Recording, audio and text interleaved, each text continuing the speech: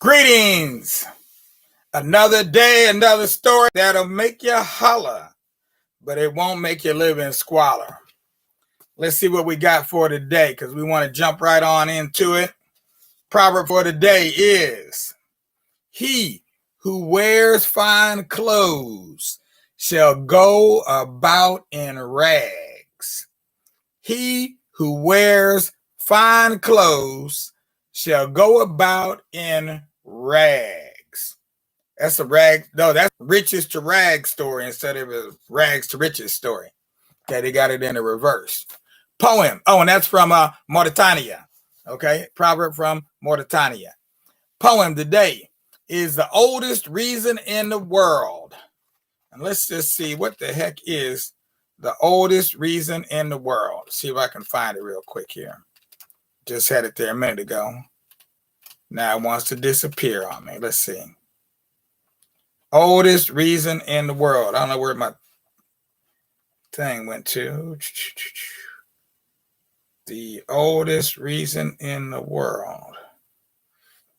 There it is. Okay. Let's see. Here we go. Yep. And this is coming out of Gil Scott-Heron's book. So far, so good. I'll let you see it over there too. So far, so good. Okay, and let me get these glasses on so I can see. Yeah, because you got some teeny tiny writing in here sometimes. Teeny tiny writing in here sometimes. Okay, now I can see you and the page. The oldest reason in the world. Because I always feel like running, not away, because there's no such place. Because if there was, I would have found it by now, because it's easier to run, easier than staying and finding out you're the only one who didn't run. Because running will be the way your life and mine will be described, as in the long run, or as in having given someone a run for his money, or as in running out of time. Because it makes me look like everyone else, though I hope there will never be, because for that, because I will be running in the other direction, not running for cover, because if I knew where cover was, I would stay there and never have to run for it, not running for my life,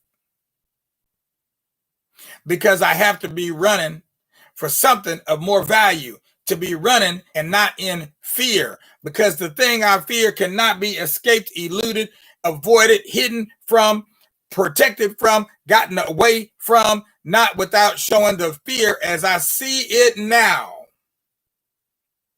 Because closer, clearer, no sir, nearer, because of you and because of the nice that you quietly, quickly be causing, and because you're going to see me run soon, and because you're going to know why I'm running then. You'll know then, because I'm not going to tell you now. All right. The oldest reason in the world. The oldest reason in the world. And that's from the mind of Gil Scott-Heron, one of our greatest poetic scribes ever. So, moving on to our story for today, which we're going to be continuing on with Esteban. Now, I might have said this before, but I'll say it again. I have enough material to go on for at least a whole year, just dealing with the Black West, Black folks in the West and what we did in the West. But I'm not going to do that. But I do want to read. There is a piece of this right here that I want to get to, because it's illustrative. Okay. It illustrates a point quite well about what the Native Americans had to deal with and why they seem to always be attacking the settlers. Okay.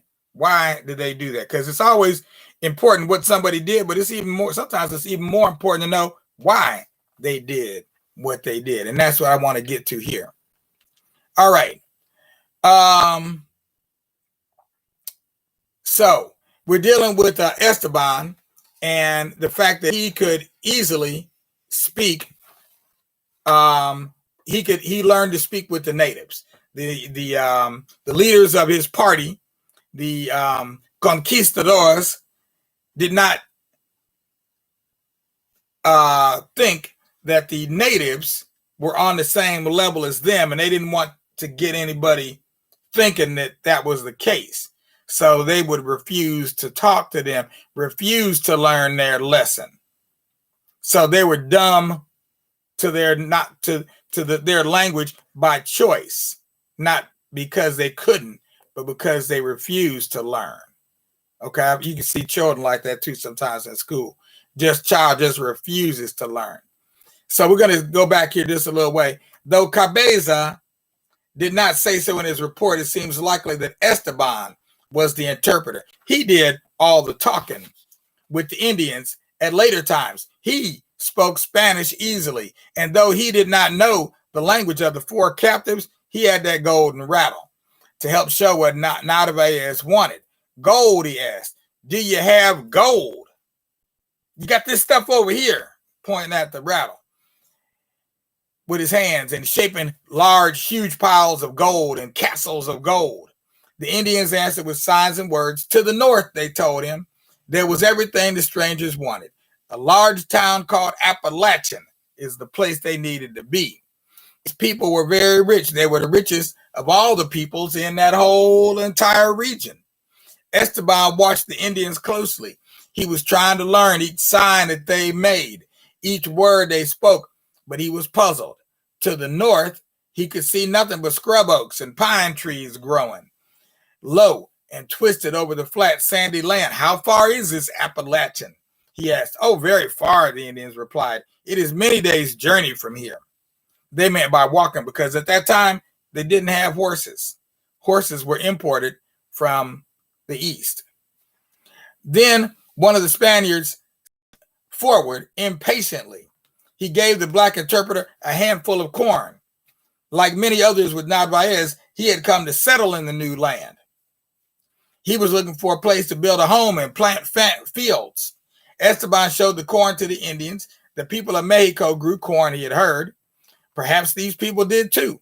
He knew the expedition needed fresh food. The voyage from Cuba had taken far longer than anyone planned. Supplies of food were low and getting lower. One ship had gone back to Cuba for more food, but it might not return for many weeks. Until it did, Narvaez's people had to find things to eat. The Indians looked at the dried kernels in Esteban's hand. They spoke softly together. Then they led him to a small field at the far end of the bay. There was corn. There, corn was growing. The soldiers ran from row to row. They stripped the ripe ears from the stalks, and then they stripped the green ones off the stalks. Before the sun set that day, all their corn was gone. But Esteban had a new key to freedom. He could talk with the Indians. They understood his signs. He understood theirs. The corn was the proof.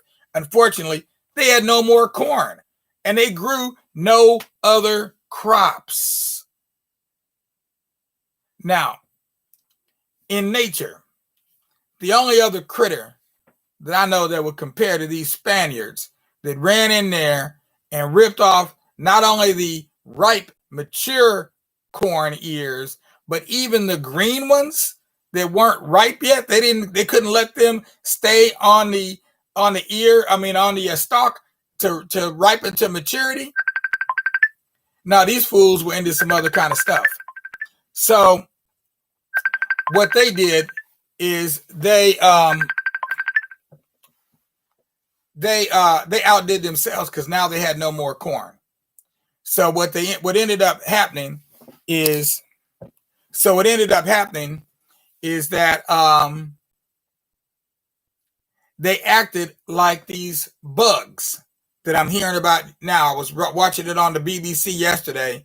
It was a piece they were doing on locusts, and these locusts are running unchecked through southern Africa. They started south of Kenya, and they're running north into Kenya, and they're just running unabated. or flying actually.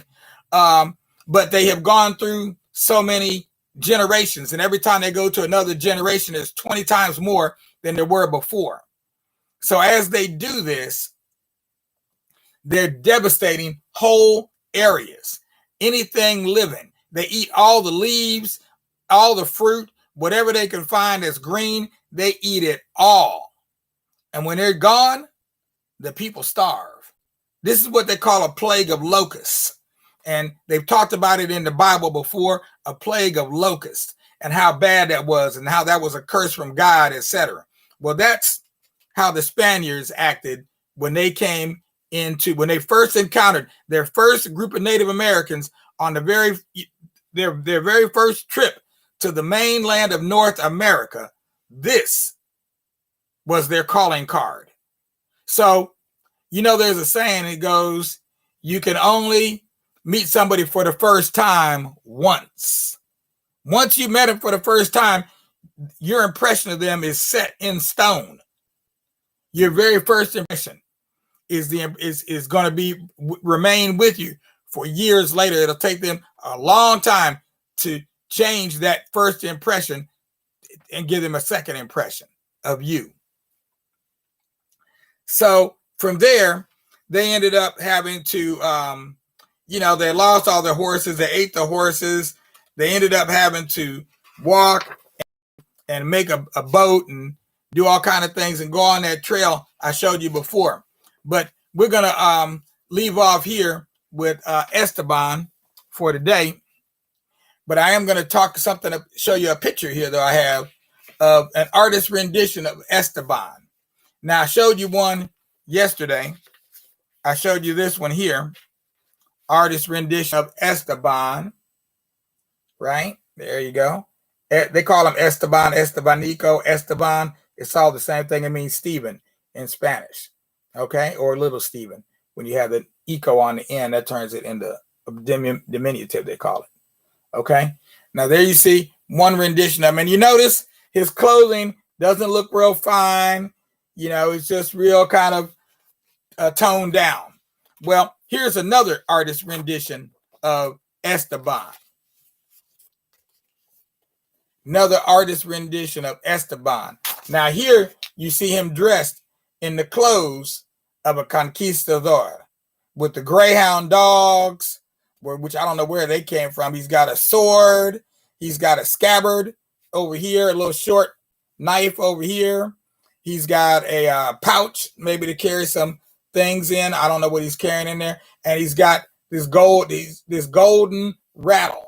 Okay, I believe that's what they're trying to say is the golden rattle. And then, the felt hat with the feather in the cap. I mean, he's decked out to the nines. Okay, cleaner than okay, well, you know what I mean. Some of y'all do. The rest of y'all don't. But cleaner than the Board of Health. All right? So clean, if you touch him, he'd probably cut you because he's just that sharp. And so that's how the conquistadors, they definitely dressed like that. Now, if Esteban dressed like that, I would be surprised because they didn't consider him to be on their level, apparently. He was closer to the level of the Native Americans, which is why they let him do all the talking in the first place. But this is just to illustrate the point that they went, he who wears too fine clothes shall go about in rags. Before it was over with, by the time they reached Mexico City, which we showed you a map yesterday, and I showed you their trail. To some of you, this may appear backwards, but I showed you that they came from Cuba. They went up here, landed in Tampa Bay. Then they made a little crude boat, and they somehow ended up making it all the way over here to Texas.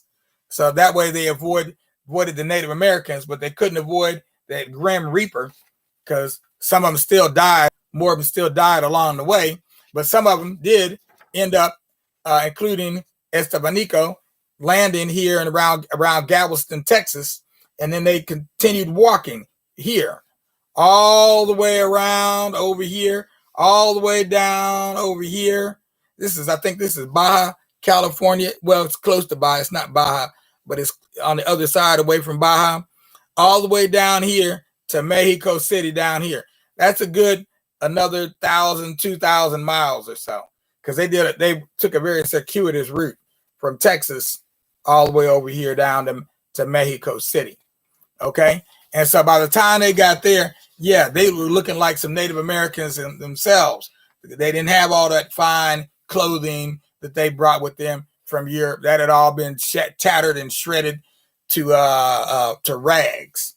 All right. So just to give you an idea of what they experienced. And by the way, I'm talking about all this walking, and I mentioned before, and I'm going to keep mentioning it because there's a point I want to hammer home, is that the original mode of transportation for human beings is walking, and you can walk anywhere. So just in case you think you could not do what they did, there was a brother that just recently walked from Milwaukee to DC, which is a total of 750 miles. 750 miles. But he didn't have to walk. He didn't have to cut the brush or cut a path or anything. He could find roads to walk on.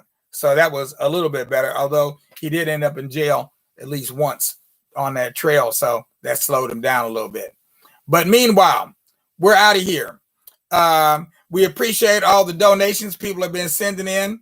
We still need more. Keep on sending those donations. We do appreciate it very much. Donate right below. You got your links right below.